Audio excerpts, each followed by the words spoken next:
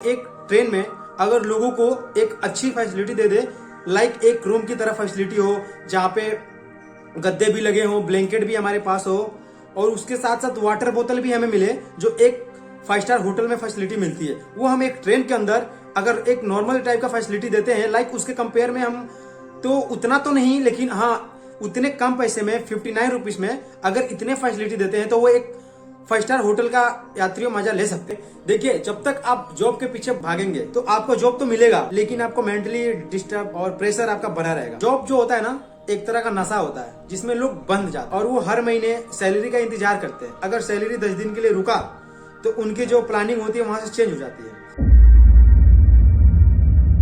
Hello दोस्तों, स्वागत है आपका अपने अभी टॉक शो में। मैं हूं अभिषेक छपरा।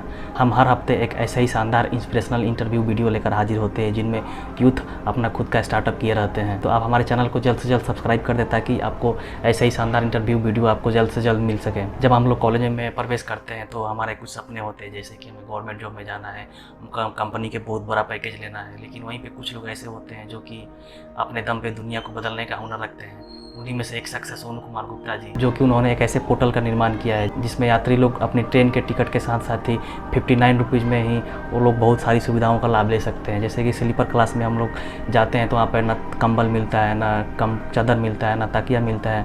तो ऐसे ही एक स्टार्टअप लेके आए जो कि वो 59 रुपीज़ में ही बहुत सारी सुविधाओं को ही यात्री के सीट पर ही पहुँचा रहे हैं। तो बिना समय बर्बाद करते हुए उन्हीं से पूछते हैं कि उनकी क्या स्ट्रेटेजी रही और कैसे उसमें सफल हुए। सोनू जी, आपका एक छोटा सा इंट्रो हो जाए। मेरा नाम सोनू कुमार गुप्ता है। मैं Motilal Nehru national institute of technology का छात्र हूँ, बीटेक फाइनल ईयर। फिलहाल मैं एक स्टार्टअप पे काम कर रहा हूँ जिसका नाम Comfy Clean Tech Travel Private Limited है, जिसका मैं सीईओ एंड फाउंडर हूँ। सोनू जी, आपका ये स्टार्टअप के जर्नी के बारे में थोड़ा मतलब बताइए। रहा बात मेरे स्टार्टअप का जर्नी, तो मेरे स्टार्टअप का जर्नी काफी डिफिकल्ट रहा है। और डिफिकल्टी नहीं बोल सकते हैं कि कोई भी काम अगर शिद्दत से किया जाए तो हर एक डिफिकल्टी काम हमारे लिए आसान हो जाती है। जैसे कि मैं रेलवे में मेरा ये स्टार्टअप का आइडिया, मैं इलाहाबाद टू दिल्ली ट्रैवलिंग कर रहा था रेलवे की स्लीपर क्लास में। ट्रेन प्रयागराज थी। तो उस टाइम सर्दी की मौसम थी, ना तो मेरे पास ब्लैंकेट थी, ना तो मेरे पास पिलो थी, कोई भी चीज मेरे पास नहीं थी।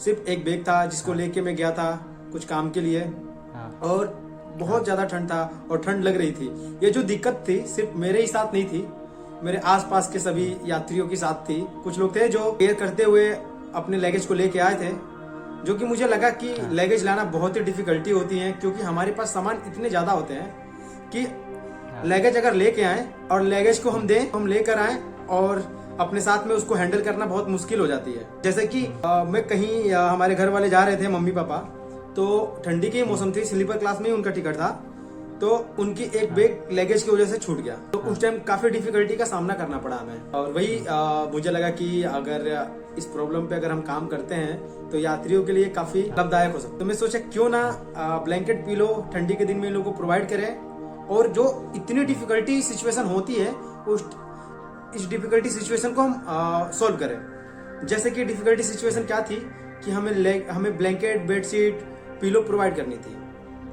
तो ये मैं यात्रियों से कंटिन्यूअस 3 महीने तक फीडबैक लिया, क्योंकि ये हमारा सेंट्रल गवर्नमेंट का है रेलवे, आपको भी पता है।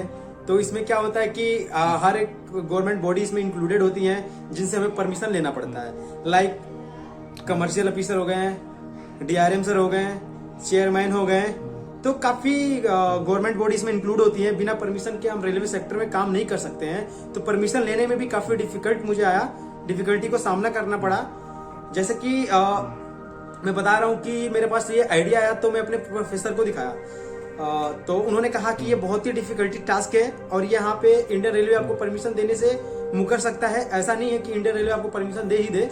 तो मैं उस टाइम क्या हुआ कि मुझे लगा कि अगर ये सर बोल रहे हैं तो कहीं ना कहीं इनके बातों में दम है, और मैं वहां से ये सोचा कि चलते हैं, इस पे काम करते हैं और इसको करके ही दिखाना है। तो उस डिफिकल्टी की सिचुएशन को सॉल्व करने के लिए मैं रेलवे में कंटिन्यूअस 3 महीने तक बिना किसी को बताए, मैं शाम को मेरे क्लासेस मेरा शाम को खत्म होती थी 6:30-7 बजे करीबन क्लासेस खत्म होती थी, और क्लासेस मेरा 8 बजे से चालू होती थी सुबह में।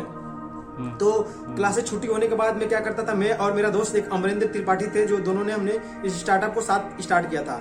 तो अमरेंद्र के अंदर भी जोश बहुत था, हमारे अंदर भी जोश बहुत था, जबकि हम दोनों ने एक ही साथ इस स्टार्टअप के बारे में सोचा था और इस प्रॉब्लम को सॉल्व करने के लिए सोचा था। तो अमरेंद्र जो थे उनके अंदर काफी जोश था, उन्होंने बोला कि सोनू भाई हम अगर हमारा आइडिया ही हमारे मन में आया है तो हम इसको करेंगे और कैसे भी सॉल्व करेंगे इस प्रॉब्लम को।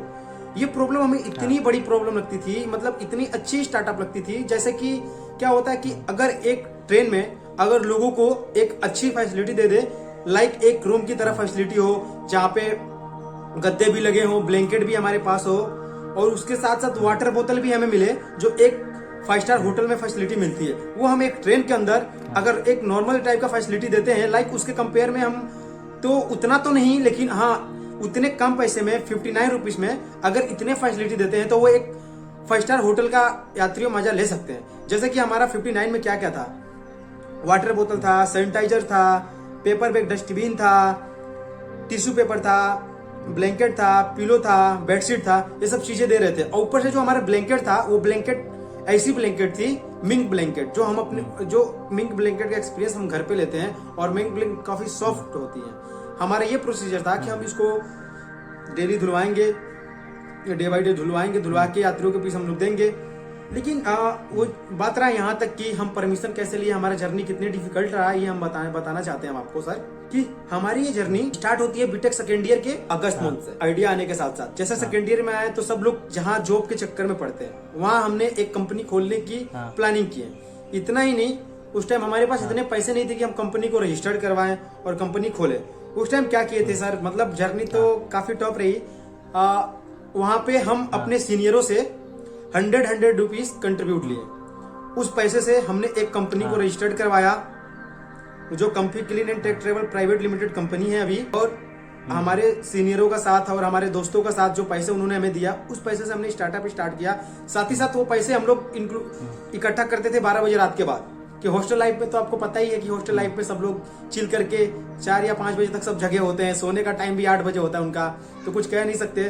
तो हमारी जो जर्नी थी 7 बजे हम लोग ट्रेन में जाते थे और 7 से कंटिन्यूअस 11 बजे तक शाम तक हम लोगों को फीडबैक लेते थे कंटिन्यूअस। हम ये आप ट्रेनों में जाकर के लोगों से सब पूछते थे?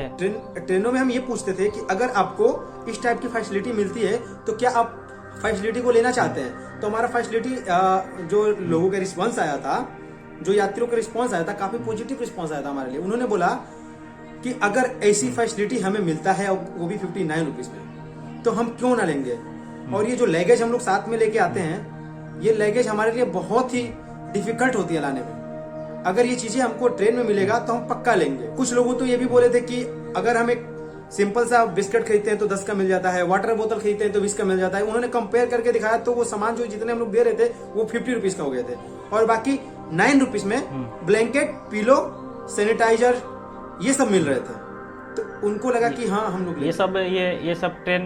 ये सब ट्रेन के स्लीपर क्लास में देने का था। हाँ, ये हमारा जो फैसिलिटी थी ये ट्रेन के स्लीपर क्लास में देने के लिए फैसिलिटी थी, क्योंकि आपको पता है कि स्लीपर और एसी क्लासेस की जो फैसिलिटी होती है वो उसमें सिर्फ ऐसी फैसिलिटी में ये होती है कि वहां पे आपको ब्लैंकेट मिलते हैं और वहां पे पिलो मिलते हैं, बेडशीट मिलते हैं, सिर्फ ये मिलती है। और एक नॉर्मल ठंडी के दिन में तो आपको पता ही है एसी चलती नहीं है, तो नॉर्मली स्लीपर क्लास की एसी क्लास की फैसिलिटी हम स्लीपर क्लास में देने के लिए हम लोग ये तय कर चुके थे।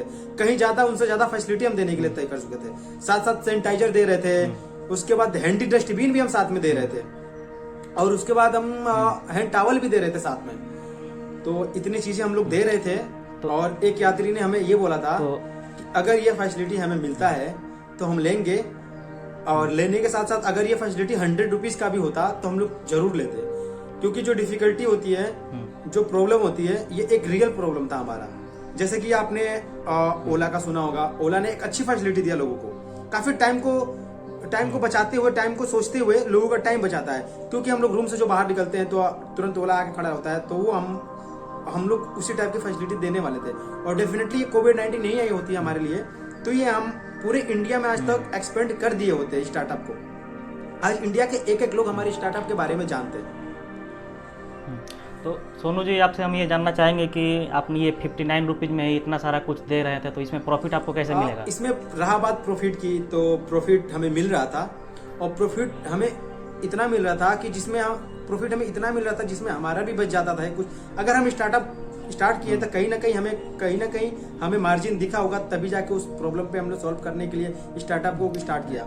देखिए बात बात रहा प्रॉफिट का, हाँ तो कोई भी चीज आप सुटेबल ढंग से करते हैं, मतलब अच्छे तरीके से करते हैं, तो उसमें प्रॉफिट मिलता ही है। और कोई भी स्टार्टअप जो हो बिना प्रॉफिट का काम नहीं करता है। जैसे कि वाटर बोतल की आप बात सुने होंगे। वाटर बोतल आपको आपने भी ट्रेवलिंग किया, ट्रेन में आप जानते हैं ट्रेवलिंग के बारे में। हाँ, वो 15 वाटर बोतल कितने में मिलता है? 15 रुपया या 20 रुपया का पड़ता है। सैलरी, हाँ, वही 15 रुपया या 20 रुपया का पड़ता है। एग्जैक्टली 20 रुपए का पड़ता है आपको वाटर बोतल। वो वाटर बोतल हमें कितने का मिलता था? 20 रुपया का पड़ता है।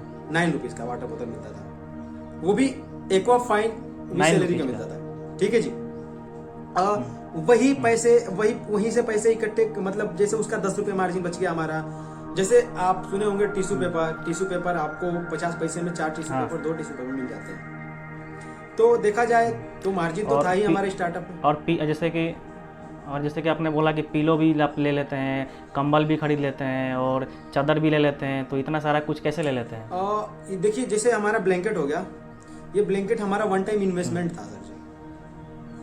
और जो पिलो था हमारा वन टाइम इन्वेस्टमेंट था, बेडशीट था हमारा वन टाइम इन्वेस्टमेंट था। ये हमारा रेंट बेसिस पे था। रेंट बेसिस पे इसलिए था, मतलब ये पिलो हो गया और कंबल हो गया और चादर हो गया, ये मतलब तीनों चीजें रेंट पे आप देते हो, फिर वापस कैसे लेते हो? जैसे आपको पता है कि हमारे जो काम करने वाले हमारे जो वर्कर्स होते हैं, वर्कर्स के पास हमारा टैब होता, उनके पास हर यात्रियों का डाटा होता कि जैसे आप सपोज आप यहाँ से इलाहाबाद टू दिल्ली ट्रेवलिंग कर रहे हैं, तो इलाहाबाद टू दिल्ली की ट्रेवलिंग का डिस्टेंस काफी ज्यादा होती है।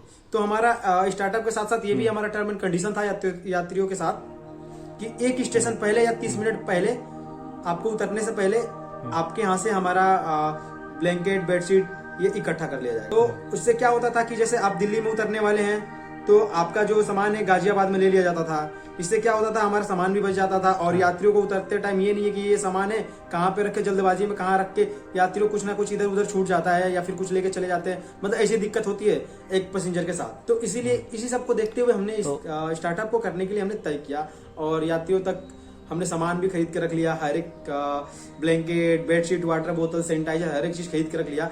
सडनली जैसे ही स्टार्ट करने वाले थे, लाइक क्रिएट ए सिचुएशन कोविड-19, तो हम वहां से 2 स्टेप अपने आप को थोड़ा सा पीछे मोड़ लिए।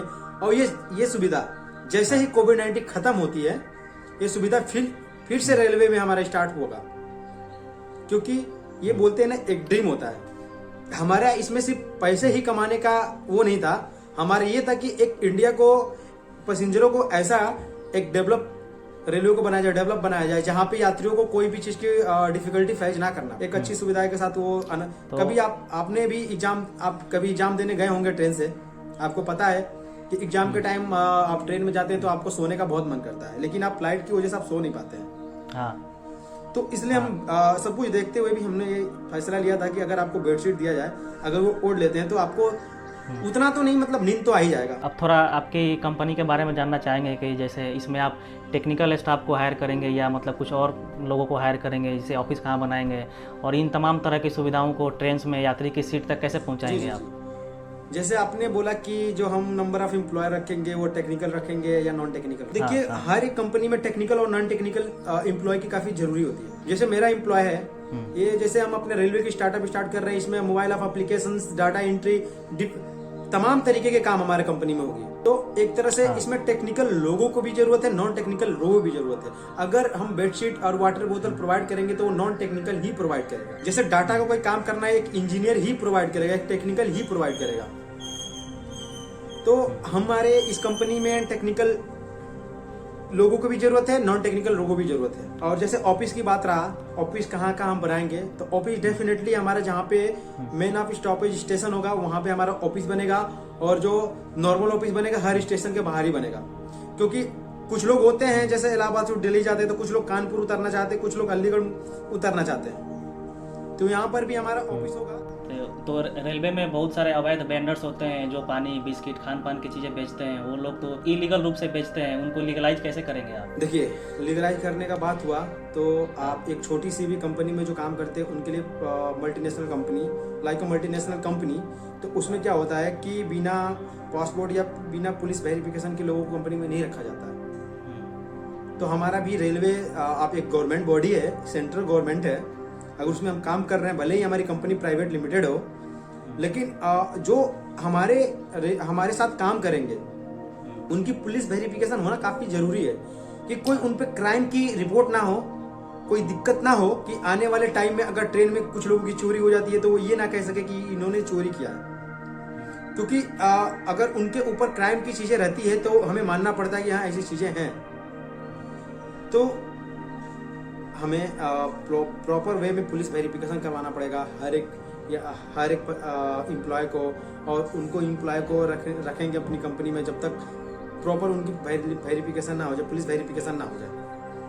तो पुलिस वेरिफिकेशन तो करवाना ही पड़ेगा। बिना पुलिस वेरिफिकेशन के हम किसी को कंपनी में रख ही नहीं सकते। जिसपे क्राइम का रिपोर्ट हो, क्राइम हो जिनके ऊपर, उनको भी इस कंपनी में रख ही नहीं सकते। क्योंकि इंडियन रेलवे एक बहुत ही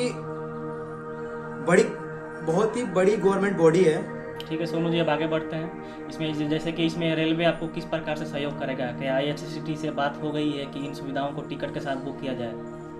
देखिए, रेलवे से हमारा बात हुआ था, इंडियन रेलवे से DRM सर, उस टाइम DRM सर इलाहाबाद में थे, अमिताभ सर। तो उनसे हमने बोला था कि सर ये चीजें हम लोग देने वाले हैं। किट भी बना के हम लोग दिए थे कि सर ये हमारा किट है। किट सर को बहुत पसंद आया। सर ने हमें ट्रायल करने के लिए 2 महीने के लिए मौका दिए कि आप इस काम को करो। तो हमारे पास पूरे परमिशन का फॉर्मेट लगा पड़ा हुआ है, काम का टाइम बचा हुआ है हमारे पास। और उन्होंने बोला कि अगर आपका काम अच्छा होगा, आपका काम होगा तो हमारी तरफ से 100% कोशिश है कि हमारा काम अच्छा है। हमें तो दिख रहा है कि हमारा जो स्टार्टअप है सक्सेसफुल है। क्योंकि सक्सेसफुल इसलिए है कि हम एक इतनी अच्छी शानदार फैसिलिटी हम अगर यात्रियों को देंगे तो यात्री क्यों नहीं लेंगे। क्योंकि जब हम फीडबैक लिए थे तो हमारा 100% जो रिस्पॉन्स आया था, पॉजिटिव रिस्पॉन्स आया था। तो उन्होंने सर बोला कि अगर आपका काम अच्छा हुआ लगा तो आपको IRCTC के थ्रू अटैच कर देंगे। और IRCTC के थ्रू अटैच करने के साथ साथ आप टिकट के साथ आप हमारे इस सुविधा का लाभ उठा सकेंगे, बेडरोल का लाभ उठा सकेंगे। उसके नीचे बुकिंग करने का ऑप्शन आ जाएगा, आप बुक कर सकते हैं। अगर रहा वहां से भी बुक नहीं कर पाएंगे तो हमारा एक खुद का एप्लीकेशन होगा सीटेक ट्रेवल नाम से, वहां से जाके आप बुक कर सकते हैं। और अब रेलवे प्राइवेट हाथों में जा रही है तो उससे आपके बिजनेस पर क्या प्रभाव पड़ेगा? देखिए, रेलवे प्राइवेट अवसर पे जा रही है तो उसमें हमारे बिजनेस पे कोई प्रभाव नहीं पड़ेगा। क्योंकि हमारा जो आइडिया है एक यूनिक आइडिया है, इस आइडिया पे अभी कोई सोचा भी नहीं है। और रहा बात प्रभाव, तो हमें तो कुछ प्रभाव नहीं पड़ेगा। प्राइवेट सेक्टर की तरह जा रहा है रेलवे तो वो काफी अच्छी चीज है हमारे लिए। क्योंकि प्राइवेट सेक्टर में जाने से ये फायदा होती है, जहां 2 लोगों को रोजगार मिलता है वहां पे 4 लोगों को रोजगार मिलेगा। जैसे कि हमारी कंपनी में प्राइवेट लोगों की जरूरत है और एक तरह से हमारी कंपनी प्राइवेट सेक्टर है। तो प्राइवेट सेक्टर तो हमारे लिए लाभदायक है और इस पर कोई प्रभाव नहीं पड़ेगा हमें। क्योंकि हम एक टाइप्स ऑफ फैसिलिटी, हम आपको ऐसी फैसिलिटी दे रहे हैं जो ये फैसिलिटी इंडियन रेलवे में चल नहीं रहा। और हमारा कंपटीशन तब होता जब अगर हम AC क्लासेस में ये फैसिलिटी प्रोवाइड करते हैं। तो हमारा ये फैसिलिटी प्रोवाइड करने का अवसर सिर्फ AC क्लासेस में है ही नहीं। आप AC क्लास और स्लीपर क्लास की कॉस्ट देखे होंगे। अगर आप कहीं भी जाते हैं, सपोज मैं आपको एग्जांपल दूंगा यहाँ से बिहार के लिए, अगर मैं टिकट बनाता हूँ बलिया टू बिहार, तो वो टिकट की जो AC क्लासेस की टिकट होती है वो मिलती है 1200 रुपए का, और जो हमारे स्लीपर क्लास में मिलती है वो मिलती है 340 के करीबन मिलती है। तो AC और स्लीपर क्लास की कॉस्ट को देखते हुए अगर जो सुविधा उसमें मिलेगा वो सुविधा हम दे रहे हैं, तो अगर आपको 59 रुपीज में वो सुविधा हम दे रहे हैं तो आप क्यों नहीं लेंगे हमारी सुविधा को। और 59 रुपीज आपको पता है बहुत ही स्मॉल मनी है, बहुत ही छोटी मनी है, जहाँ पे आपको एक वाटर बोतल दिया जा रहा है, एक सैनिटाइजर पाउच दिया जा रहा है, एक बिस्किट दिया जा रहा है, उसके बाद आपको नैपकिन दिया जा रहा है, एक पिलो दिया जा रहा है, पेपर बैग दिया जा रहा है, उसके बाद आपको ब्लैंकेट दिया जा रहा है। ये सब चीजें हम आपको, इतनी चीजें 8 चीजें हम प्रोवाइड कर रहे हैं आपको 59 रुपीज में, तो क्यों नहीं लेना चाहेगा हमारी सुविधा का लाभ। चलिए, वो सब तो लोग तो लेंगे जरूर आपकी जब सुविधा ये आएगी। तो अब ये आप सब सारी सुविधाएं भारत की सारी ट्रेनों में कब तक पहुंचा पाएंगे? देखिए, सडनली हमारा तो यही है कि हम लोग अभी भी मतलब काम में है, हमारे पास सामान है, हर एक चीज है, मार्केटिंग भी हमारे पास है, सब कुछ है हमारे पास। तो जैसे ही कोविड-19 का सिचुएशन देखते हैं, जैसे ही सिचुएशन हमारा कोविड-19 का सही हुआ, तुरंत उसके 1 या 2 महीने के बाद कोशिश करेंगे कि लगभग 10 स्टेशनों पे स्टार्ट करने का, और कोशिश करेंगे कि हमारे 1 साल के अंदर कोविड-19 खत्म होने के साथ साथ हमारे इंडिया के हर एक कोने कोने की स्टेशन पे Comfy Clean and Tech Travel Private Limited company का एक नाम हो, और हमारे कंपनी की जितनी भी सुविधा है इसकी यात्रियों लाभ ले। चलिए, अब थोड़ा आप अपने बारे में थोड़ा बताइए कि आपको ये सब बिजनेस करने का आइडिया क्या बचपन से ही था कि या कॉलेज में आने के बाद लगा कि हमको देखिए, बिजनेस करना चाहिए? बिजनेस करने का आइडिया तो मेरे बचपन में नहीं था। बोला जाए तो मेरा भी आइडिया था कि मैं एक सिविल सर्विस क्वालिफाई करूं और मैं लोगों को मदद करूं। तो और बीटेक से और क्या फर्स्ट ईयर। और क्या प्लेसमेंट लेने का कुछ ख्याल था कि नहीं? जी, प्लेसमेंट लेने का ख्याल तो स्टार्टिंग में था ही कि एक बैकअप बन जाता है, प्लान भी बन जाता है तो काफी सही रहता है हमारे लिए, बैकअप हो जाता है वो हमारे लिए। तो जैसे फर्स्ट ईयर में हमारे सीनियर्स, जैसे हमें स्टार्टअप का आइडिया नहीं था, कुछ भी आइडिया नहीं था। बीटेक फर्स्ट ईयर की बात कर रहा हूँ, बीटेक फर्स्ट ईयर में थे हम। तो वहाँ पे हमारे कॉलेज में एक एंटरप्रेन्योरशिप होती है, रेनेसा। इसमें क्या होता है कि स्टार्टअप बिजनेस के सिलसिले से होती है। इसमें क्या होता है, बताया जाता है कि हमारे एक स्टार्टअप होता है जहाँ पे हमारे एक सीनियर मिले थे। उन्होंने बोला था कि हमारे कॉलेज के एलुमनाई हैं जो अपनी खुद की कंपनी चला रहे हैं, वो कंपनी में नहीं गए, वो कंपनी चला रहे हैं। तो मुझे लगा कि अब हमारे कॉलेज के एलुमनाई कंपनी चला रहे हैं, मतलब इतनी अच्छी कॉलेज में पढ़ने के बाद उन्होंने कंपनी क्यों सोचा चलाने के लिए। फिर मुझे ख्याल आया कि कंपनी चलाने के लिए इसलिए सोचा क्योंकि बहुत लोग जो होते हैं कि अगर सब कोई जॉब करने लगे तो जॉब क्रिएट कौन करेगा। हाँ, जैसा कि तो मेरे आजकल मन में यही चल रहा है कि सभी लोग जॉब के पीछे ही भाग रहे हैं और जॉब मिल भी नहीं रही है। तो इसमें जॉब देने वाले या बंदे आएंगे तभी तो लोगों को जॉब मिलेगी। और जैसे कि सर आपको पता है कि मोतीलाल नेहरू एक ऐसा कॉलेज है NIT इलाहाबाद जहाँ पे 100% लोगों को प्लेसमेंट होती है और जॉब कहीं ना कहीं सभी को मिल जाती है। तो ये सब देखते हुए मैं जॉब लेने के लिए कभी मैं सोचा नहीं और सेकेंड ईयर से ही लग गया। और मैं आपको बता रहा हूँ, फर्स्ट ईयर में रिनीसा मेरा दोस्त एक जीता था, तो मैं उससे पूछा कि ये क्या होता है रिनीसा। उसने बताया कि इसमें बिजनेस प्रेजेंटेशन देना होता है और बोलना पड़ता है ऐसे ऐसे। मैं बोला कि मैं भी कर सकता हूँ क्या, तो उन्होंने बोला हाँ डिफिकल्टी होती है, कर सकते हो। फिर मैं सोचा कि अगले साल रिनीसा का विनर मैं रहूंगा, चाहे कुछ भी हो जाए। तो बीटेक सेकेंड ईयर में अमरेंद्र जी मिले मेरे साथ, अमरेंद्र मिला जो मेरा काफी अच्छे एक ही बेच के थे, हम लोग एक ही साथ पढ़ते थे, एक ही साथ आइडिया रहते थे। मतलब 24 घंटे में 6 घंटे वो अपने रूम में सोने जाता था सिर्फ, बाकी के टाइम मेरे साथ ही एक्सपेंड करता था। तो हमने काफी मतलब मेहनत की। कभी कभी हमारे लाइफ में ऐसी डिफिकल्टी आई कि हमने 10 किलोमीटर यहाँ इलाहाबाद स्टेशन से चल के अपने कॉलेज तक आए। और कभी कभी ऐसा था कि मैं वहाँ के लोगों से मिलने के लिए, रेलवे के लोगों से मिलने के लिए जाता था।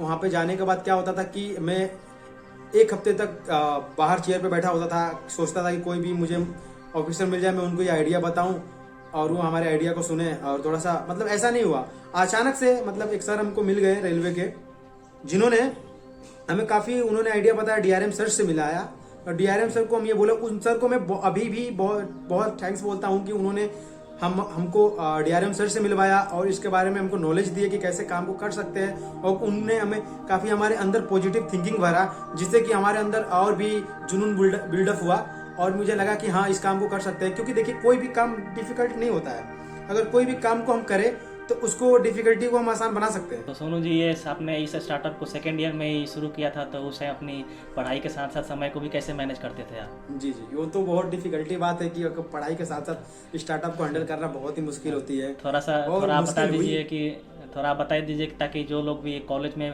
पढ़ाई के साथ साथ स्टार्टअप करना चाहते हैं उनके लिए को भी थोड़ा हेल्प मिलेगा। देखिए, डिफिकल्टी हर एक चीज में होती है। अगर रहा बात पढ़ाई के साथ, लोग IAS का तैयारी करके IAS बन जाते हैं, तो लोग पढ़ाई के साथ साथ AIR-1 ला लेते हैं, SC क्वालिफाई कर लेते हैं। तो एक तो कंपनी चलाना भी, मतलब जितना पढ़ाई पे फोकस करते हैं उसके 50% भी अगर दिल से अगर कोई भी कंपनी पे अगर काम कर देते हैं तो डिफिकल्टी आपकी जो जर्नी हो जाती है कंपनी स्टार्ट करने की, वो बहुत ही आसान हो जाती है। और सीधी बात है, जब तक हम, जैसे कि मैं आपको बताता हूँ कि बहुत लोग जॉब करना चाहते हैं, मैं उनको एक बात बता सकता हूँ, उनके लिए एक मेरा बहुत ही अच्छा पॉइंट है। देखिए, जब तक आप जॉब के पीछे भागेंगे तो आपको जॉब तो मिलेगा, लेकिन आपको मेंटली डिस्टर्ब और प्रेशर आपका बना रहेगा। जॉब जो होता है ना, एक तरह का नशा होता है जिसमें लोग बंध जाते हैं और वो हर महीने सैलरी का इंतजार करते हैं। अगर सैलरी 10 दिन के लिए रुका तो उनकी जो प्लानिंग होती है वहां से चेंज हो जाती है। और अगर जब तक हम जॉब के चक्कर में बनेंगे तो हमारा देश में एम्प्लॉयमेंट नहीं बढ़ेगा। अगर सब जो भी करेंगे तो कंपनी कौन चलाएगा। तो जो भी अगर चाहता है कि हमें कंपनी स्टार्ट करना है, हमें काम करना है और हम एक अच्छी स्टार्टअप को स्टार्ट करना चाहते हैं, तो मैं बताता हूँ कि स्टार्टअप जर्नी जितने लोग कठिन मानते हैं उतने कठिन है नहीं, अगर शिद्दत से किया जाए तो। बहुत लोग डर जाते हैं, गिव अप कर देते हैं। यहाँ गिव अप की कोई बात हमारी भी रेलवे का ये स्टार्टअप में गिव अप का इतने बार मतलब मौका है। मुझे भी लगा कि स्टार्टअप को छोड़ देना चाहिए और पढ़ाई पे ध्यान देना चाहिए, प्लेसमेंट ले लेना चाहिए। लेकिन मेरे अंदर वो विश्वास बना रहा कि अगर मैं सच्चे दिल से और शिद्दत से काम करूंगा तो ये हम काम को कर दिखाऊंगा। और जब मैं रेलवे जैसे तमाम चीजों में मैं एक 17.5 साल के एज पे मैं इतनी चीजें कर सकता हूं, तो हर कोई इस काम को कर सकता है। और काम करना, अगर दिल से काम करे तो वो काम आसान हो जाता है। चलिए सोनू जी, आपने तो बहुत अच्छा बात बताया। अब थोड़ा जैसे कि किसी भी स्टार्टअप में सबसे ज़्यादा दिक्कत आती है स्टार्टिंग करने में, कि स्टार्टिंग के टीम मेंबर को हायर करने में बहुत मुश्किल होती है। आपने हायर कैसे किया, मतलब अपनी टीम कैसे बनाई? देखिए, कंपनी में हायर करने की बात आपने जो बोला वो काफ़ी तो डिफिकल्ट होती ही है। जैसे कि कोई भी कंपनी मेंबर को हम हायर करते हैं तो वहाँ पे क्या होता है कि जो मेंबर को स्टार्टिंग में एक तो हमारी छोटी कंपनी होती है, हमारे कंपनी के पास ना तो उतने पैसे होते हैं कि हम किसी को सैलरी बांट सकें, तो सैलरी बांट नहीं पाते हैं। तो वहाँ पे हम क्या करते हैं कि पार्टनरशिप में लोगों को रखते हैं, और पार्टनरशिप में रखते हैं, किसी को 10% शेयर देते हैं, किसी को 2% शेयर देते हैं। तो नई कंपनी के साथ साथ लोगों को उम्मीद देना जरूरी है कि हाँ, पैसेंस रखना पड़ता है। जब तक कंपनी चल नहीं जाती है, कंपनी एक बिल्डअप खड़ी नहीं हो जाती है, उस टाइम शेयर को सोचना हमारे लिए बहुत बेवकूफ़ी होती है। हमें नहीं सोचना चाहिए कि हमें शेयर मिलना चाहिए। अगर कंपनी चले तो कंपनी एक चले एक अच्छे लेवल पे स्टेबल हो जाए तो वहाँ पे हम सोच सकते हैं। हमने अपने कंपनी में लोगों को हायर किया, अपने दोस्तों का हायर किया, हमारे साथ दोस्त काम किए क्योंकि उन्हें आइडिया अच्छा लगा, क्योंकि उनको हमारे कंपनी में फ्यूचर दिखा। अगर वो पैसे के लिए अगर हमारे साथ जुड़ते तो कभी भी मेरे साथ नहीं जुड़ते, क्योंकि उन्होंने हमारे साथ एक्सपीरियंस लिया, काम भी किया, उन्होंने हमारे साथ कुछ सीखा और हम भी उनके साथ कुछ सीखा। तो हमारे साथ काफी टीम जुड़े थे, आकाश जुड़ा हुआ था, विपेंद्र जुड़ा हुआ था, सेकेंड ईयर के कुछ लोग जुड़े हुए थे, क्योंकि उनको इस कंपनी में काफी एक्सपीरियंस मिला और उन्हें फ्यूचर दिखा। और रेलवे एक ऐसे बॉडी है जिसमें काम करने से बहुत ही तेजी से लोगों का स्टार्टअप भी, हम लोग प्रॉब्लम भी सॉल्व हो जाता है, लोगों की नेम और फ्रेम भी मिल जाती है। क्योंकि जो चीजें मैं करने जा रहा था स्टार्टअप, वो स्टार्टअप ही नहीं, एक तरह के बोले तो रियल प्रॉब्लम था वो, जिसको हम सॉल्व कर सकते थे, रियल स्टार्टअप था वो। इस स्टार्टअप की वजह से हम IIT BHU में फर्स्ट विनर हुए, MNIT में फर्स्ट विनर हुए, सोनीपत नेपटम के विनर हुए, इंडिया के टॉप मोस्ट 100 स्टार्टअप शॉर्टलिस्टेड में हमारा जगह मिला यूपी स्टार्टअप कॉन्क्लेव में। तो इस स्टार्टअप ने तो काफी नेम और फेम हमको दिलवाया ही, साथ साथ जीतने के साथ साथ मेरे अंदर जोश आया, नया उमंग आया कि इस काम को हमें करना ही है। और हमारे साथ जो दोस्त जुड़े, काफी मेहनत की हमारे साथ, काफी हमारे साथ कदम से कदम मिला के चले। और जब तक स्टार्टअप में अगर हम सोचेंगे, अगर कोई भी फर्स्ट ऑफ ऑल मैं सबको ये बताना चाहूंगा कि जिस कंपनी से अगर हम जुड़ते हैं उस कंपनी में हम पैसेंस रख के हमें काम करना पड़ता है। अगर हम सोचेंगे कि हमें मतलब इस कंपनी का ये मिले वो मिले, तो वो कंपनी में उनको रहना बहुत ही मुश्किल हो जाता है। और हाँ, एक CEO एंड फाउंडर का सबसे बड़ी चीज़ वो ये होती है कि वो कंपनी में कभी भी कंपनी में अपने आप को एम्प्लॉय जब तक समझेगा वो CEO एंड फाउंडर, तब तक उसके कंपनी को आगे बढ़ने की बहुत ही उम्मीदें होती हैं। जिस दिन वो सोचने लगा कि मैं इस कंपनी के CEO एंड फाउंडर हूँ, तो कंपनी चल ही नहीं पाएगा। क्योंकि ये काम होती है कि मतलब सबको बांटना चाहिए कि आपका ये काम हो। जैसे हमारे मार्केटिंग मैनेजमेंट थे, दिव्यांशु गुप्ता जी थे, वो हमारे पूरा मार्केटिंग को हैंडल करते थे। आकाश थे, वो मैनेजमेंट के हैंडल करते थे। और हमारे साथ जो विपेंद्र थे, वो हर एक फॉर्म को देखते थे, एम्प्लॉय को देखते थे। और जैसे कि हमारे साथ जो हिमांशु थे, वो IT सेक्टर को देखते थे। और हमारे साथ एक मेरा बहुत ही अच्छा दोस्त जिसने हर कदम कदम पे मेरा साथ दिया है, उसकी वजह से मेरा ये स्टार्टअप की जर्नी बहुत ही मुश्किल होती है। अगर वो नहीं होता तो उसने हमारे काम को बहुत ही आसान बनाया। उसने पूरे IT का, जितने IT के काम होते हैं, जैसे साइट मेंटेनेंस होते हैं, एप्लीकेशंस की कामें होती हैं, सब उन्होंने देखा हमारे लिए। मैं बहुत उनको थैंक्स बोलना चाहूँगा, केसरी जी को। केसरी जी ना होते तो इस स्टार्टअप को करना हमारे लिए बहुत मुश्किल हो जाता, और उन्हें हर कदम पे हमारा साथ दिया है। बहुत बहुत धन्यवाद केसरी जी ने। आप हमारे सुन भी रहे होंगे कहीं, तो आपको बहुत बहुत धन्यवाद बोलना चाहता हूँ कि अगर आप नहीं होते तो ये हमारी स्टार्टअप जर्नी बहुत ही डिफिकल्ट होती और बहुत ही मुश्किल होती। हो सकता है मैं आपकी वजह से ये स्टार्टअप कर ना पाता। आपने हमेशा पॉजिटिव एनर्जी दी हमको। हम कहीं कभी सोते थे रूम में तो आप बोलते थे काम करो, रुको मत, थको मत, जाओ।